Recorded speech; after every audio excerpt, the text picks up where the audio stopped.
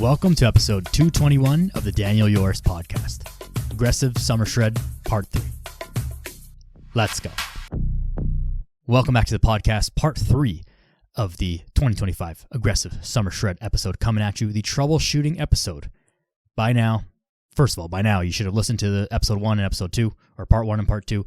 If you haven't, go back and listen to those. If not, Part 3, troubleshooting episode, you should have probably started doing some stuff by now, and you may or may not have encountered some issues. And if not, then great. I mean, big thumbs up to you, and congrats. Keep going. But there may be some issues along the way, and so we want to kind of get ahead of those things. The easiest way to deal with issues is by pre-thinking about them and having a plan to tackle them if and when they arise. Things are not always going to be smooth sailing. It's great if they were, but they won't always be like that. So we need to have at least a preliminary plan or a method of dealing with situations when they come up, before they come up, so that they don't blindside us and don't knock us off track too much, and we can just get back on track really easily. So I will say first, again, if you haven't yet, download the cheat sheet in the show notes of this. It'll make everything else make sense, and it'll be just really easy to refer back to, and just nice and simple for you to follow along and be held accountable to yourself and refer back to instead of taking notes while you're listening. I've gone through and thought about this. Now, obviously, I've done this myself a number of times and done this with a number of clients, and so I've gone through and listed out kind of like the main troubleshooting things or main issues that will come up, and I'm going to go through those today in this episode. There are any number of other things that could go wrong, obviously, so this is not an exhaustive list by any means, but these are the main things that you are more likely to encounter, and I hope that you encounter none of them, but I want you to be prepared just in case these things come up. So first, and this is by far the going to be the most common thing, and especially early on, and I referenced this last part, is that you're tracking your calories, but you're not losing weight. Now, the first thing that I need you to double check is that are you sure you are accurately counting your calories? Are you sure you are tracking cooking oils and butter and sauces, every single bite and lick and taste that you have? Are you tracking every single thing? Drinks? Are you tracking everything that you possibly could eat or drink?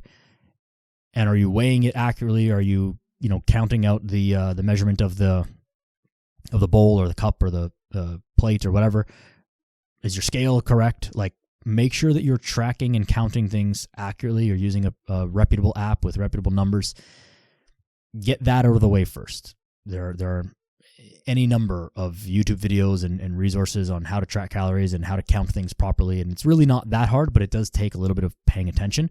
So triple, quadruple, quintuple check that you're doing that right. Because think of it this, is it more likely that the laws of thermodynamics don't apply to you, or that you are making an error, right? If we just use some basic logic, chances are, if you are following the calories that you should be losing weight and you're not losing weight at all or barely losing, chances are you're just making an error. And this is not your fault. This is not to place blame on you. This is just the truth. This is just how it works. And this is a good thing, because then you can fix it and then we can get back on track, right? If there was something that made you an exception to the rule of the laws of thermodynamics out of 8 billion people, well, that would be a fucking difficult challenge to solve, wouldn't it? And it would be basically impossible. And I don't know how we would go about solving that if you were the exception to the rule. So you're not, and no one is. Chances are something is wrong, either with the count, with the measurement, with the method of tracking. Something is off. So triple check everything that you're doing. Make sure that it's as dialed in as you think it is, and then guess and check. Another thing that might be wrong is not necessarily in your tracking, but it could be in the way that you are assessing. If you're not weighing yourself every day and you're only weighing yourself once a week, or weighing yourself at inconsistent times, that can present an issue as well. You need to weigh yourself for the duration of this. You weigh yourself every day, first thing in the morning, after you go to the bathroom, but before you eat or drink anything. This way, we get the most consistent measurement under the most consistent circumstances. The reason is because your weight fluctuates throughout the day and day to day, right? If I wake up and I weigh myself, and then I drink a big glass of water, and then I weigh myself again, my weight is going to be different. It doesn't mean that I gained fat. It just means that there's more stuff in me because that water is now inside of me before I've peed it out. This is pretty basic when you say it like that, but not always automatic. Weight also fluctuates day to day. We want to be losing in this like an average of about 2 pounds a week or more. That doesn't mean that it's going to be, I don't know, whatever 2 pounds divided by 7 is. There's not going to be exactly that, like 0.3 pounds-ish every single day. It's going to be an average of that over the week. So between today and tomorrow, you might lose a pound. And then the next day, your weight might stay the same. And then the next day, your weight might go up a quarter pound. And then the next day, your weight might go down a third of a pound. Like it's going to, bump up and down. The graph is not going to be a straight line. But if you zoom out of the graph, you look at like kind of a trend line or a line of best fit. If you go back to grade 9 math, my math teacher in high school got really mad at me once, and I'll never forget this because I hated paying attention in math class and doing the formulas and all this stuff. And we were doing like line of best fit stuff. And she's like, she was kind of calling me out because she knew I wasn't paying attention. Like, can you find the line of best fit? And I didn't know how to do the formula. And I just drew the line that like made sense with the points in the graph. And she's like, you don't know what you're doing. And she thought she got me. And then she did all the formulas and whatever stuff. And then it turns out my line was exactly correct. So I'll never forget that. That was a big gotcha one for me. But when you look at the trend line, the line of best fit, of the graph, that's what you're going for is like an average of in and around, that 2 pounds. So it's not going to be an exact amount every single day. But if you're not weighing yourself every day under the same conditions, then those data points of your weight are inconsistent and kind of unreliable. If you only weigh yourself on Saturdays, well, what if this Saturday was like a day where you had, a big drop, but the next Saturday was like a little bit of a bump up. So the difference between each Saturday was like maybe a half a pound. But really, throughout the week, you were like way down. You wouldn't capture it if you wouldn't know that, and you might think that you're actually not gaining or not losing weight fast enough if that was the case.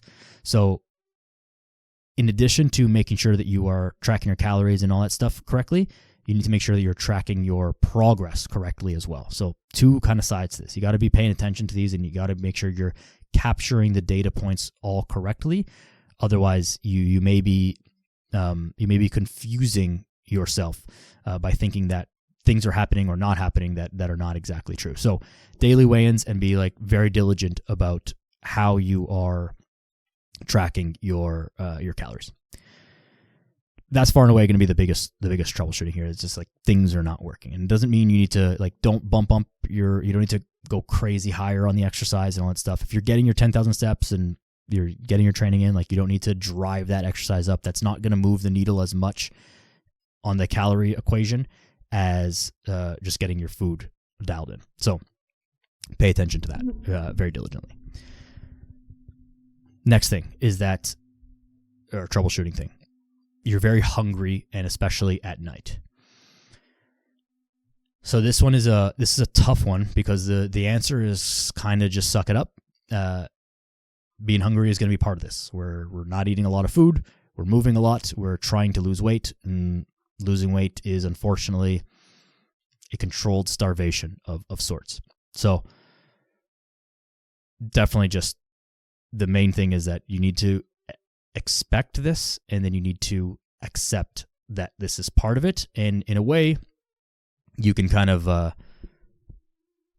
be happy about it because it means that the plan is working. Like honestly, if you're never hungry throughout this, like, yeah, this is just easy. I don't like feel that hungry ever. Like then that would be almost a cause for concern, where you're just like, then something's probably not a cause for concern, but like I'd be shocked if you were making the fast, aggressive progress that you could be if you're not hungry. It's just part of it. Now, as a very much aside, this is where some of the weight loss drugs really come in handy, or could potentially come in handy, especially some of the newer ones where they can basically make you forget about food and make it hard to even eat like enough food, and you'll just be like not hungry at all and just dropping weight like crazy. So that's where they kind of could potentially be game changers in the short to midterm future. But anyways, you're going to be hungry, and just accept it. Now, a couple strategies to deal with this though, besides just suck it up. 0 calorie sweetened drinks can help with this. I would be cautious with too much carbonation because it can kind of mess with your gut a little bit. But these are like the bubbly waters or the Diet Cokes and stuff like that. If it's Diet Coke, be cautious be cautious of caffeine. You don't want to be slamming a bunch of caffeine before you go to sleep for obvious reasons. But 0 calorie drinks can be good. Now, not that drinks fill you up, but it is like putting stuff in your stomach. The carbonation will definitely have a slight more filling effect. It satisfies a sweet tooth. It could satisfy a sweet tooth a little bit more. So that's an option. Brushing your teeth after meals, or after dinner, rather, if like nighttime snacking is the thing for you, is a trick that I've used a lot that really helps. Where, you probably don't want to be eating stuff after you brush your teeth. Like I don't know anyone who like particularly enjoys brushing their teeth, so you probably don't want to have to do it more often than you already do. And once you have that mint toothpaste flavor in your mouth, you probably don't want to eat something else. It's not going to taste as good anyways. And so that is a way to like, okay, once you're done your meals for the day, go brush your teeth, and then you're kind of just done with food for the day. Walking and finding yourself doing things that can preoccupy yourself instead of just sitting around watching TV. And I don't want to, take away your TV unwind time from you, but if that is part of your ritual, where, after night you sit on the couch and you watch a show and you grab a snack or whatever, you may want to change that ritual just to change the snacking part of it, right? Maybe you read a book, maybe you go for a walk, maybe you go, play cards, maybe you go, I don't know, do something else, play a video game even. Like, you got to do something else that's going to take away from like wanting to snack and just changing the ritual that includes snacking for you, especially if that's a thing that's been an issue for you. I'll also say this on the being hungry at night, and again, being hungry is part of it, and I mentioned this last episode, but I'll just reiterate. You will find this whole process very difficult, and more difficult than it needs to be, if you are eating processed, kind of pre-prepared junky foods, simply because they have they're high calories for the amount of fullness or satiety that they bring, and that's very difficult to do, right? The example I used was still with like, relatively healthy food, like potatoes versus pasta. Potatoes going to fill you up for a lot less calories than pasta is, but like junk food, processed food is going to fill you up. A Big Mac is going to fill you up a lot less than a chicken breast or a steak is, right? For less calories type of thing. So whole foods that are home cooked are generally just more nutrient dense, and they're going to be less, like more filling per calorie. Yeah, that's correct. More filling per calorie type of thing. So find those foods that fill you up, and foods that you can eat in large quantities for low calories, like vegetables. Now, people will say like, oh, eat a bunch of vegetables and it fills you up. I'm not sold on that. I've never like eaten a gigantic salad and been like, yeah, I'm full now. Like, I mean, I guess it gets a lot of food volume in your stomach for like no calories, but I don't know. I'm not sold on the fact that like that specifically fills you up, but I mean, worth a try, and maybe it does for you. You also might be overdoing it on the fiber. That's typically not an issue, but like, yeah, you could be if you're just having like, an entire bag of vegetables, or and a whole head of broccoli or something every meal, something like that. You can definitely overdo everything, not for calories, but just for digestive reasons. So be cautious with that. But I mean, having more vegetables is definitely a good thing. Probably could do with some more than you normally do. So yeah, so those are some tricks to kind of like deal with the hunger. But again, you kind of just got to deal with it a little bit. The next one is a lack of time.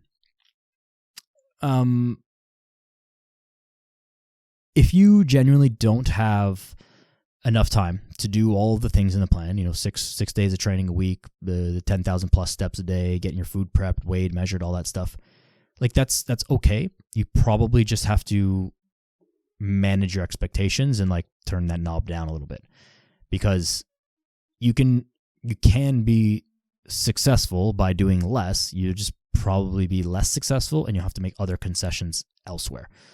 So, like, that I kind of talked about that more in the first episode a little bit, where like it's okay if you generally don't have time and can't do all the things. You'll just have to expect less. And so the troubleshooting here is like, comes back to that: are you willing and able to do this? You may think you are, and then once you start doing it, you realize that it's taking up a lot more time or a lot more energy or a lot more whatever than you previously thought, and that's fine. Just adjust your expectations accordingly. You can still get a great result, just maybe not as much. So instead of 2 pounds, maybe you'll go 1.5 pounds a week, which is still phenomenal. Maybe it's 1 pound a week, like whatever it is, it's still great. You just got to match your expectations to reality. You also have to remember that like you're not a professional athlete. You still have like a life, and maybe you have kids or family. You have a job, you have things going on. Like this is all secondary to that. Like, yes, your health and your fitness, and it's extremely important. Obviously, I'm very much on that side. It's very important, but you can't just be like not working, not showing up for your family, not present. You can't just be doing that stuff. You can't ignore the rest of life to do this. So you're not a professional athlete. This is not the number one priority in your life. Is not this. So don't take time off work and all that stuff. Like if it's cutting into your time and ability to live the rest of your life, you got to pump the brakes on this. So I'm not going to give you time management tips. I mean, front load stuff early in the day, like I said earlier, or last episode rather, where you are getting your steps early in the day. You're either getting your gym session early in the day, you are prepping your food early in the day, or pre-prepping stuff like on a Sunday or something like that. Those things definitely help. You got to time block. You actually have to plan out your time. Like this is very hard to do if you're just hoping that things are going to happen. It's highly unlikely to fall in your favor. So you have to be time blocking and using your calendar and actually scheduling things out. That will help a ton. I'm not here to tell you that like everyone's got the same 24 hours in a day. I know that everyone's schedules are different and life is crazy and variable and all that stuff. But the troubleshooting for not having enough time is very similar to like the tracking calories thing, where it's like you gotta like, let's be very objective about this. What is it that is preventing you from having time, and is that changeable? If yes, like change that and schedule it and make it better. And if not, then okay, we just need to readjust the plan then. So do your best to time block and schedule and use your calendar, use your your phone calendar to actually schedule in time for workouts, time for walks, time for cooking and meal prep and all that stuff. And that will go an extremely long way for you. If you get injured, and it's like a significant, like a real injury, it's time to stop the diet. Dieting is, or being injured and trying to heal an injury is not the time to be in an aggressive fat loss phase, or really in any kind of fat loss phase, but especially an aggressive one. You need your calories to be able to heal yourself, and that should be priority number one for you. So if you find yourself that you get injured, stop this, call it quits, be aggressive with your rehab and your approach to healing your injury, and then come back to this when you're ready. If it's like, some type of soreness or, a little thing that's like not really an injury, but it's like, you don't need to do any rehab. You don't need to, just kind of got to deal with it or wait a little bit. Try and work around it, right? If you really like badly sprained your ankle and you need to significantly rehab it, or you really fell and busted up your shoulder, please deal with that. If it's something small, just a little nagging thing, work around it. Maybe you skip whatever that is. Like if you hurt your elbow, maybe you skip any direct tricep work, maybe even skip pressing work, and you just do like more legs. You sub in your push day, you sub in an extra cardio day or something like that. So work around it and adjust if you can. But if it's like a real injury that like needs specific attention, then cut off the plan and go back. There's no reason that you should get injured from this, but if you get injured, just happen to get injured while you're doing something like this, time to stop that. Social life is a big barrier, and I'll say social / family life, kind of one and the same, but big barrier. I talked about making sacrifices, and there are going to be sacrifices you're going to have to make.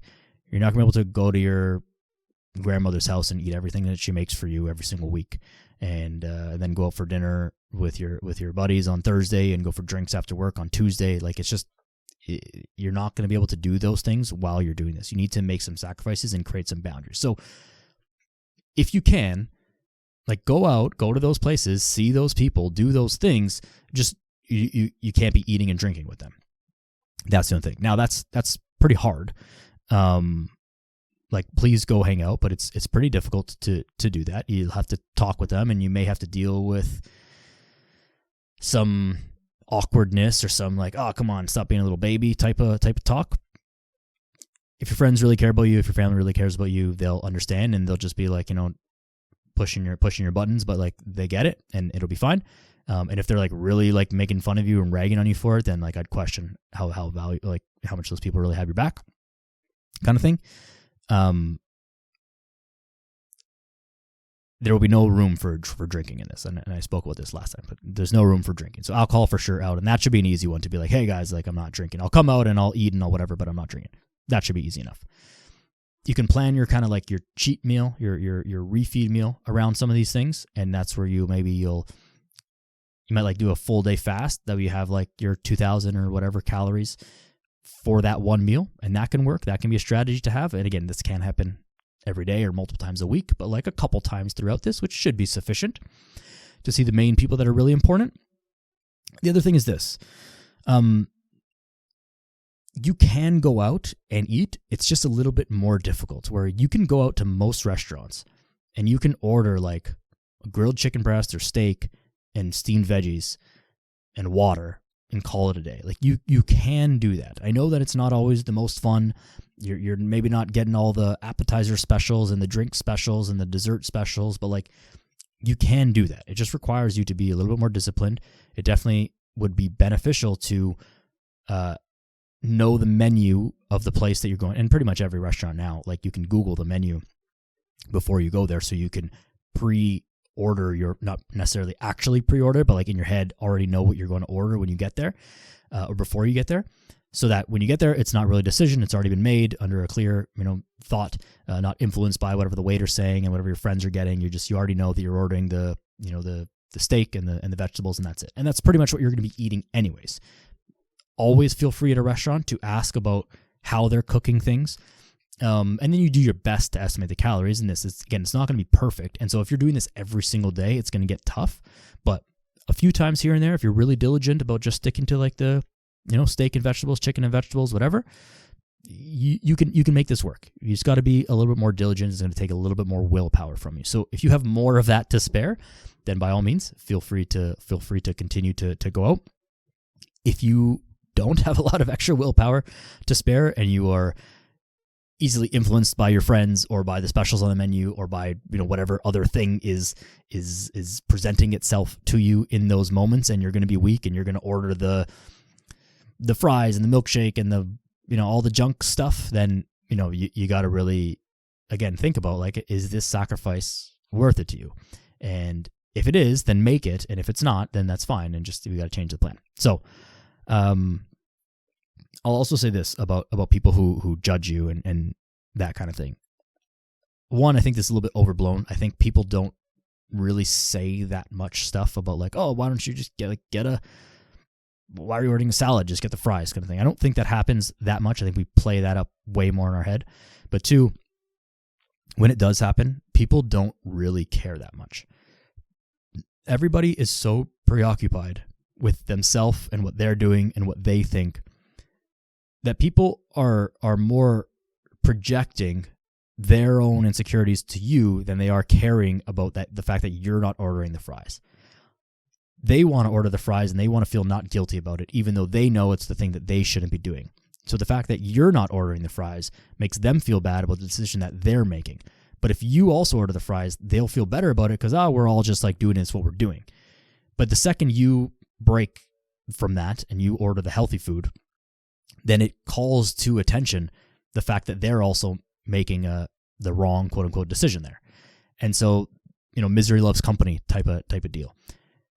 So the second you realize that they're more projecting their own insecurities onto you, that's the when you realize like, this is less about me. They're not judging me. They don't care about that I'm doing this. They care about that they're doing this. It's a them problem. It's not a you problem.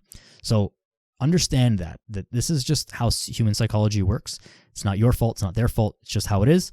And they're not really mad about you. They're not going to not be your friend. You're not going to not get a promotion from your boss. Like this is not the situation that's really going to happen. And if that is the case, then like that person kind of sucks anyways, and probably better off not being around them that much. So understand that they're not really judging you. It's more of a judgment of themselves and an assessment of their own decision making in their own life. Stress. This is a gigantic one and certainly not unique to this scenario, but when we're being more aggressive, when we're being more diligent, stress can be because we're taking away more food and like paying more attention, that in and of itself causes some amount of stress and some like hyper awareness of what we're doing, some anxiety maybe. So expect that, but we need to have stress management systems, and like you also just need to get this under control for not just for this 6 weeks, but like for your life, because this is never going to end. There's always going to be stressful times. There's always going to be stress at work, stress in family, stress in the world, stress in all of the things. There's stress around, and it's good and bad and everything in between. We need to have a way of dealing with this. So if you continue to let the stresses of life get in your way without having any method or means of dealing with them or attacking them, like you're never going to get anywhere. You're never going to do anything. It's okay to have a day where you're like, fuck, I just beat me down today. Like I just need to be on the couch and, be a potato and sit here and wallow in my stress. Like, yeah, that's going to happen. And that's okay. But it just can't be every day, right? Few and far between. Like that's normal. It's part of being a human being, but it can't be every single day. It can't be beat down by the world every single day. You need to have a way of dealing with this. And let me also, caveat that by saying like, I don't doubt that there are real, like legitimate high stress situations that you may find yourself in your life. That stuff aside, I'm talking about like, your boss giving you a little bit of shit, traffic, something you heard on the news, like whatever, something your wife or your girlfriend or your boyfriend said. Like these things are regular life stressors. I'm not talking about some like crazy, legitimately bad stuff that may or may not happen to you. Knock on wood, I pray for you. I hope that bad stuff doesn't happen, but bad stuff does happen. So those things aside, I'm talking about like regular life stress. You got to have a way of dealing with this shit and moving on with your life and making the best of it. So, what else was I going to say with this? Like there are many ways to deal with this. I mean, staying focused on a goal. So as much as the goal and staying focused on the goal can be a source of stress, it can also be the thing that takes the stress away. Because you have something else to focus on, it's like you don't have the bandwidth to focus on or care about the fact that, so-and-so left the drawers open again, or they left the door open, or they left the dishes in the sink or stuff like that. It becomes less important because like, I got to deal with my food. I got to get to the gym. I got to do my steps. I got to get my work done. I got to get my vitamins in. I got to get sleep on time. I have too many other things that are more important than me dealing with like these minuscule things. I think this is, again, I don't want to get too much on a tangent, but like I think this is a good microcosm of the world. Like in the West, in North America at least, like life is pretty easy for the most part. We all have our challenges, we all have our problems, but like food and shelter and like the basic necessities of life are like pretty easy to come by. And so we fill it with like other problems that we have that are like kind of manufactured and like not real, versus if we were in some crazy famine, some war-torn area of the world where there's like legitimate threats in your life, like every single day is like a struggle to survive, we wouldn't care about 1/8 of the things that we stress ourselves out about, because like I can't care about the thing that my boss said at work when I don't even have a job and I'm just trying not, to find food for today. So the same thing is true in fitness. Like when you have something bigger to focus on, then little stuff becomes less important and easier to dismiss. So keep that in mind, that while this thing can cause you stress, it can also be the source of like something positive to aim at as well. And so staying focused on the goal at hand and knowing that it's a little bit short term and knowing that it's taking up some time is a good thing. Now, turning off the news is definitely a good source of removing stress, right? You don't need that. This is, again, me talking about there are things in the world that we perceive as problems that are like not actual problems, and they will only be problems if you focus on them, but it doesn't actually impact your life in any meaningful way. So turning off the news, like read a book instead. This book here that I have on the shelf here, I'm trying to like mirror this thing. Extreme Ownership, the white one on the bottom there. Extreme Ownership by Jocko Willink. That is a phenomenal book to read. And for this thing specifically. And basically the essence of the book is like everything is your fault, and that's a good thing because it means that you can fix the problem. And if you can't fix the problem, then also good because there's nothing to worry about. So you take everything on and then you go solve it. There's nothing more stressful than taking on a problem that you can't solve, because then you just worry about it and there's nothing you can do about it. And that's extremely stressful. There is very little stress in knowing that like there's a problem that I can solve, because now I can solve the problem. This is like a stupid example, but just it's the closest thing to me, so it paints a picture. My water cup here, my water bottle, if my water was empty and I had no idea how to fill it, and I didn't know where I was going to get water from, and I couldn't fill it up again, that would be a huge problem. But if my water is empty, I know that I can walk 15 steps to the sink and get more water. Solvable problem. Now, very stupid kind of problem, but it's a thing that you can solve, just to paint a very, very simple example. So that's a good book, Extreme Ownership by Jocko Willink. I mean, honestly, any of those books, but that one would be more specific to this problem. Yeah, turn off the news.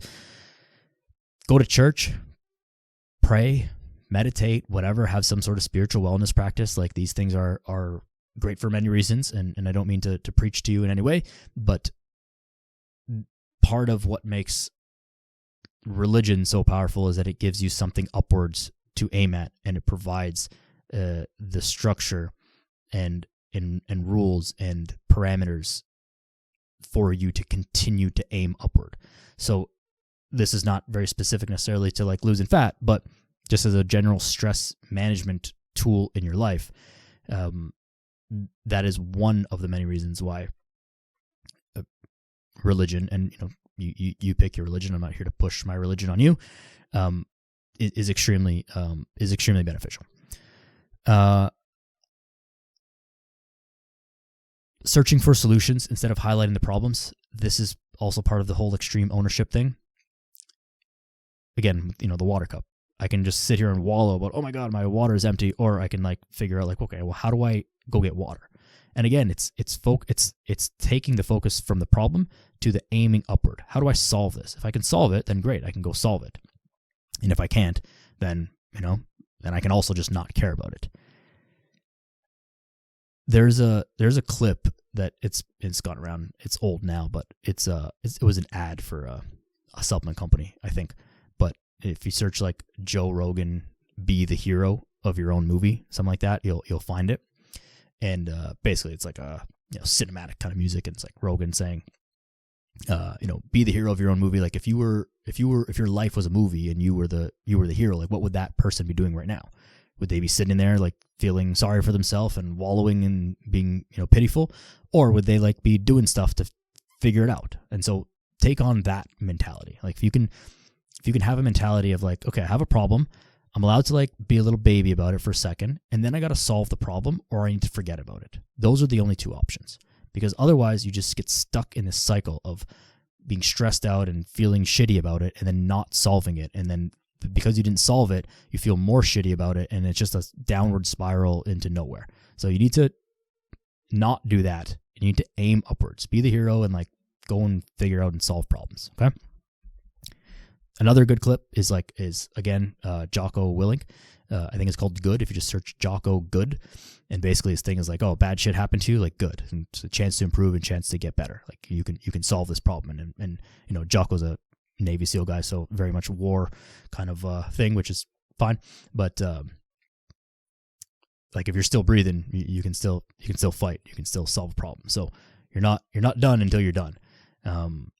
So take that kind of positive approach, and know that kind of this whole thing kind of took a little bit of a left turn, but like aim upward and find things that are positive in your life to kind of anchor you and continue to aim upward instead of wallowing in your stress. And the way that this does impact fat loss and stuff, just to kind of bring it back and start to kind of bring this home, is it goes back to the sleep thing that I talked about last episode. When you're very stressed, you want to find easy ways to relieve that stress. One of the ways to do that is by eating sugary, fatty foods, like little snack stuff. And that works like very temporarily, right? You eat a sugar thing and it solves some amount of stress because it drops your cortisol for physiological reasons that I'm not going to explain. It'll solve the problem immediately, but now you're going over your calories. Now you're, messing with the whole fat loss thing. And so if you can reduce your stress or keep it down to a minimum as much as possible, then you're more likely to make better decisions more often. And that's what's going to lead to better progress overall in this thing. So that's why the stress thing is so important, and having like a genuine system during this time, but just for all time to be able to manage your stress. So really seriously, like take a think about this, or have a think about this, and like tap into some resources and get this under control, because it's extremely, extremely important for many reasons, not just diet related, but like many, many, many reasons, which is probably pretty obvious to you. The last thing on troubleshooting, and it's a way to solve all of the troubleshooting things and like little problems and like just not doing the things, like I just didn't feel like doing it today. And I know that I've said this in both of the parts, and I will say it again now and after, or in the next one, is having accountability. You are strong alone. You could do this alone. And I know that you want to do this alone because you think that you should be able to. And I know that you think that because I think the same way. Asking for help in anything is difficult.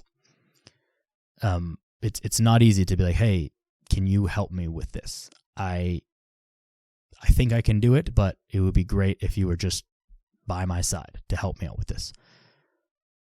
That's a hard thing to do, especially as a man, especially as a young man. It's a difficult thing to do, and I'm sympathetic to that. I understand that because it's difficult for me to do for everything in my own life. So I get it. I get where you're coming from with that. It's, however, completely illogical. No great person in history whose name that you know ever did anything worth remembering by themselves, totally by themselves. It has never happened. All the great historical figures and men of history, and anyone who's accomplished anything worth remembering in our lifetime, or many of the lifetimes before us, they all had help and mentors and friends and teachers and whatever along the way, and the entire way. No one was ever just a one-man army that just did the whole thing all by themselves. It's never happened. So logically, we know that, like, hey, we can tap into resources, we can tap into other people, we can ask for help, we can get people to hold us accountable, and that's the thing that's going to move the needle here. You can try and do it alone, and by all means, try it. But I'm here to tell you that you will be more successful, and it will be easier, and you will go way farther if you have someone to hold you accountable. And if you have someone or something or some people to kind of do this with and kind of go on this journey with you. It doesn't sound like the thing that you want, but it is the thing that you need. And again, I can tell that to you because I feel the same way. I don't want to ask for help, but you have to know that the best thing you can do to help yourself the most is to have someone to help you, someone to be there for you, and someone who has maybe been on the path before to kind of show you the ropes. This is the way of the world, frankly, and this is getting a little philosophical now, this whole episode, or the back half of this one, but it is true. So find your accountability system, right? Whether it's a friend, whether it's a group, whether it's me, whether it's a coach, whether it's someone else, whether it's an app, whether it's, I don't know what it is, but you got to find an accountability system. And if you need help with that, reach out to me. I'll connect you with people who are also kind of on the same journey.